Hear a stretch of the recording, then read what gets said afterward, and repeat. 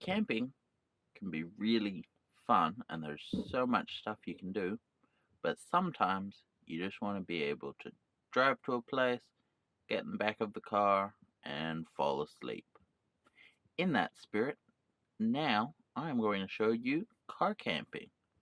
For me, that means checking out my van life setup, but the same sort of stuff also applies whether you've got a caravan, camper trailer, RV, even just a car that you can fit into the back seat of, as long as it's got four wheels, an engine, and a space for you to sleep. It's all pretty much the same thing. So, here we go! Alright, it is van tour time. So, before I actually show you the van, I will just mention, one, that I did do a lot of bits and pieces by myself, so there are nicer ways to do things and more in-depth ways if you actually buy stuff to get it done, but I didn't go down that route. Also, because I'm involved in so many different activities, there's a bunch of different stuff from different equipment stuff, so bike helmets along with rock climbing helmets and so on. Also, it is a bit messy, so just be aware. Alright, first up is the van itself from the outside. So it's an LDV, which means that it's basically a transit or several other models, because cars are never interesting enough to distinguish themselves. The first thing that I'll show you is the back door. So here is a lovely curtain with magnetic clips that I sewed up. Well, I say me, but mostly it was Mum. But the nice thing about magnetic clips is it means I can just drive off like this now, or I can raise it up and clip it shut nice and easily without a bunch of extra stuff in the way. And boom, it's nice and closed. Also, I did add in a bit of color, so normally this is just faux leather stuff on the surface, but I decided to stick in some orange bits so that it looks nice, and I've done the same thing on the other side. So, hopping in, first up, because I tend to keep doing fun activities. Yeah, also don't mind that noise. My car is playing up a bit. I asked the mechanic about it, and the advice was basically it could be a really expensive problem, so if you can deal with it, just deal with it. But here is some steps that I normally keep in the van, and because I get tired doing activities, it's really easy to just step, makes it nice and easy to hop in. Also, I added in this carpet, which just looks really nice, and then this carpet is designed to deal with dirt, because it's a van, so of course you're going to track in a bunch of dirt, so it's always nice to have the option to not do that. And then I installed some wall paneling made out of wood, and just got bits of wood, screwed it to the right stuff. I'm sure you can find other websites to figure it all out. Also, those metal bits were once the top of that bed was up that high, but then the legs snapped, so I fixed them. The legs snapped again, and I just haven't gotten around to fixing them again, so don't worry too much about that.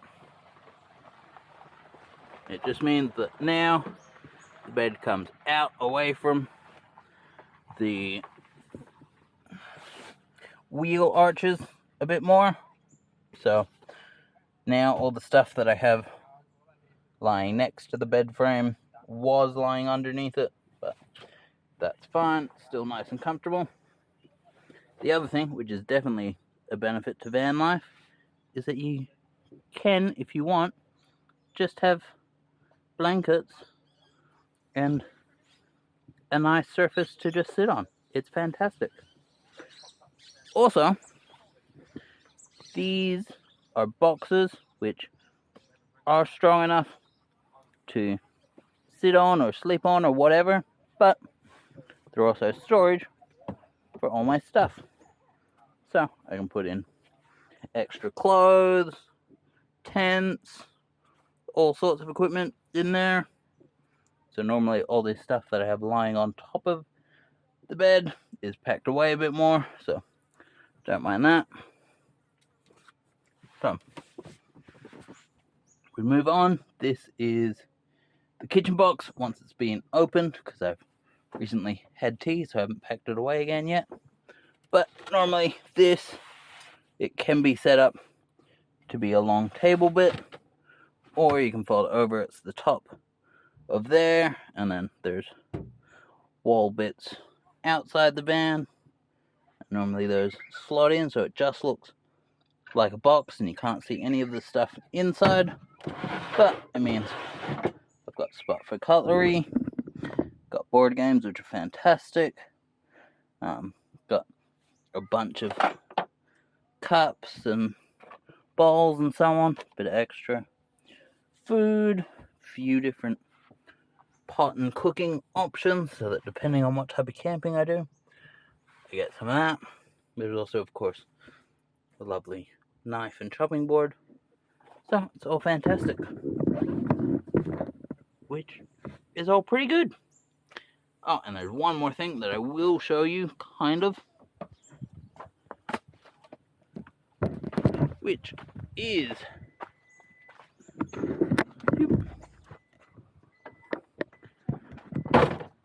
up here. I do have an awning. Obviously, with this campsite, there's not enough space to put up the awning as well, but on other sites I do put it up, and you know, maybe you'll see it up without the legs, maybe not, because it is a 270-degree awning, so it comes in line with that rear spot and swoops around, which then makes it really nice. Even if it's raining a bit, you can sit outside but still under cover, and it all works quite nice. Oh, always more stuff to show you. Now, up the front, one is that I have these plants, which are mostly dead by now, unfortunately, but that's because I haven't actually watered them for quite a while, because this little extractor fan, when it's raining, it will leak. So I put that, hook that up here, and then it takes in all the water, and I don't have to worry about it damaging anything else. Plus, this curtain, I can just do that, and it slides across. And with these, which I'm pretty sure are something to do with nappies, you can clip them so that it stays in place and you're nice and sheltered inside. Well, here I sit in a lovely comfortable chair, enjoying some lovely pasta and chicken that I just cooked up for myself in a lovely spot. So one of the biggest upsides to van life is that you basically can do most of the things you can do at home, but you get to travel to really fun views like this, which I love.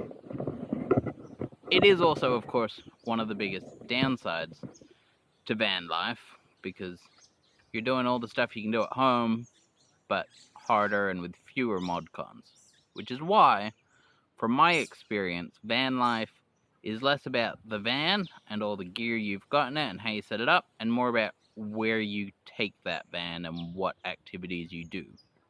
If you're wanting to spend the day doing fun activities rather than just driving all day, I would definitely recommend doing bike camping or kayaking or canoeing, because doing all those things are fun in and of themselves. So it's not just the destination that's cool, the actual activity is really fun too. But, of course, one of the best things about van life is it makes a really good day one or final day to any other type of adventure. So it means that you can plan things a bit further away than just within a few hours of where you live. And there's almost always enough space to park somewhere so you can sleep overnight, get started nice and early, and enjoy the full day doing the activity that you love. Which I'll probably do a little bit later when I show you how much fun kayak camping is. Alright, now that things have calmed down a bit, I've had my dinner and enjoying a cup of tea in my lovely South Australia mug. I decided that it's time to tell you about some of the pros and cons to van life. Now, I should acknowledge that when I say van life, for the purposes of this talk, I'm basically talking about a van or a caravan or any vehicle big enough for you to fit yourself into and set a few things up to sleep in. So, caravan, camper van, whatever. It's all basically the same for the purpose of what I'm talking about. So, the first thing that should be noted is basically accessibility. So, as long as you're able to sit in the driver's seat and operate the steering wheel with your hands and the pedals with your feet, and obviously have an actual license, or at the very least be good friends with someone who is, you can get away with driving a van or caravan or whatever, which is fantastic. It's really accessible. Even if you hurt yourself and something's bruised, you can probably still get in the car and drive. But it also means that you're almost always going to be surrounded by other people, because anywhere you can just drive to and enjoy a night alone, somebody else has probably had the same idea, and they're probably also going to come away and sleep close to where you are. So you're never going to get quite like when I was hiking, just camped out by yourself with no one there. But, not everybody actually enjoys that, which I find odd, but it's a thing.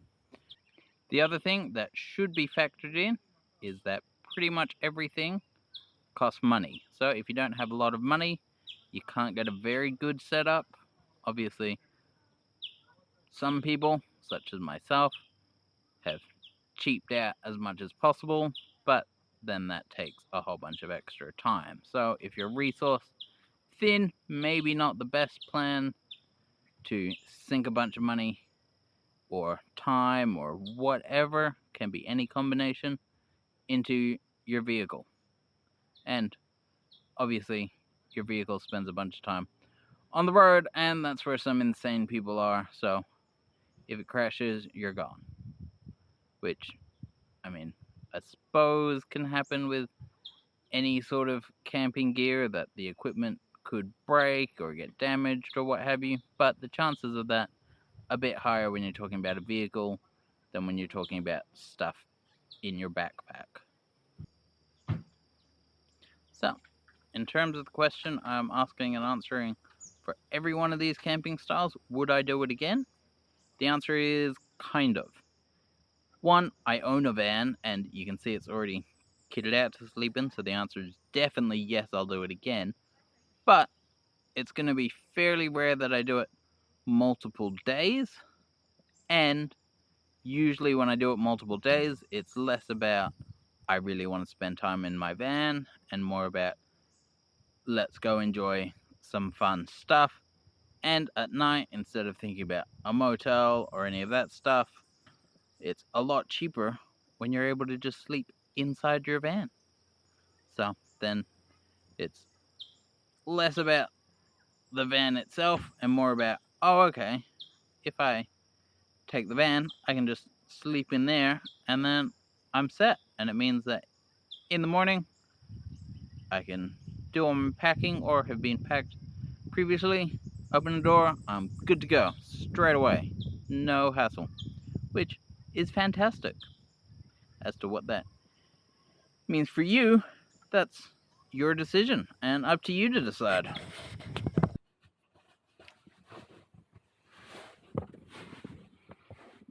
Well, that was a delightful sleep, and now I am ready to show you the next form of camping, which is pretty much just hiking, but a slight variation on it. I am going to talk to you about ultralight camping, which, all the stuff I'm packing with me today is my own gear, so I have a lot of ultralight gear, but I've never particularly thought of myself as an ultralight camper. The big difference for me is that to be a true ultralight camper, first and foremost, you're thinking, what is the lightest option possible or practical? Whereas I tend to think, what is some lightweight gear that lets me have a really good time? And then I think about the extra comforts. And then also because of my personal training, I'll always bring a decent size first aid kit, and I'll, make sure that my water and other basic gear is more up to scratch instead of pared down to be as lightweight as I can get it. So, for me, that's the big difference. Alright, so to get us started, I'll show you my backpack to prove that yes, it's ultralight. So, everything I'm taking with me, I managed to fit inside this backpack, which does include a tent and lunch and dinner, even though I'm not convinced I'll actually set up the tent tonight, because, if I'm going to a spot where my van is set up, why not sleep in the van? But it's packed there just for the sake of saying that I've done it and I packed everything. So, there's the thing. I tried as much as possible to pare down, so normally I'll have a complete change of clothes plus some warm stuff, but for today I figured I only need some really basic warm stuff for if it gets cold, and then that's about the most I need for clothing, and just several things where I made that decision to just be like, okay, I need less spares, because if I do realize I need extra or the old ones get dirty or a bit scuffed, I can just deal with my clothing or my equipment being a little bit broken, so I don't actually need spares the whole time. And that's the setup.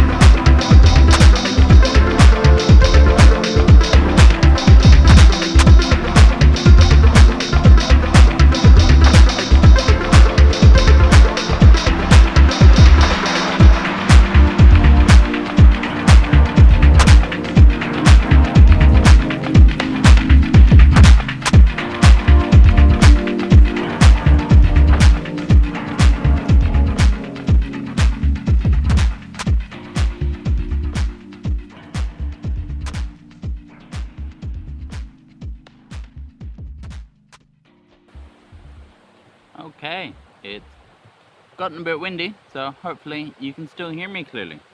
But right now is time to pull out my lunch, which today is store-bought sushi and a couple dumplings. So, obviously, normally if you're doing a multi-day hike, you're not gonna have store-bought food every day, but I definitely recommend it as a great way to spend day one and really get into the swing of things. But one is to prove that point, and two is that my usual method would not really work and definitely isn't ultralight for the purposes of this, which is that I will usually just buy up a bunch of bulk ingredients and then just eat a little bit of that every day, which, if you're on a long multi-day hike, is a fantastic way to do things, and saves on packaging and on extra thought and so on. And then usually at lunch it's really fun to just combine all the ingredients, because it gives you a bit of a break from hiking or whatever it is you were doing. But at the moment, tomorrow I'm going home, so it wouldn't really work for me. Because I'm about to drive away to go spend some quality time with my family, which I will not be showing you, I figured I might as well talk through some of the pros and cons of ultralight camping now, or ultralight hiking also involves camping anyway. So, one of the big pros is that, as the name suggests, it is ultralight, which makes it a lot easier to carry all your stuff, and you can fit it in a much smaller space. So then, instead of lugging around a super heavy backpack wearing you down, it's just barely more than pretty much a day bag, or for some people their school bag would genuinely be heavier, which I find insane. But anyway, so then you don't wear out as much, your muscles don't fatigue as quickly, all of that sort of stuff. And then in more space, you are giving up a lot of comforts. So, things may not be quite as comfortable, your tent won't be quite as big and spacious as other types of tents, your mat may not be as comfortable as some other types of mats you can be. So you've got to kind of play around with, okay, what comfort do I need versus what weight do I need? How do I achieve both of those things at the same time? Which is all up to personal preference, really. There's a lot of videos and a lot of forums and stuff on the internet that's really all about which one is the best. But of course, in my opinion, there is no best. There's really just which one works well for you personally. And then, yes, it may be the best for you, but that doesn't mean it's going to be the best for the person next to you. So you just got to take all of that into consideration. So the question now is, would I do it again? Kind of. So obviously this is all my own gear, so I was able to do it pretty easily. And for short trips, I probably would. And the other big thing for me is that a lot of the same gear I would still take while hiking, but I'd also take things like my chair and bigger amounts of food and things like that. So then, is it still ultralighting if all your gear is ultralight, but you just have way too much of it? It's kind of a toss-up as to whether you consider that ultralight camping or just regular camping, but thinking about weight as well. So, I personally don't think of it as full ultralight camping, just bring in ultralight gear, but you may have a different opinion. And as for what you do on your adventure, that is entirely up to you.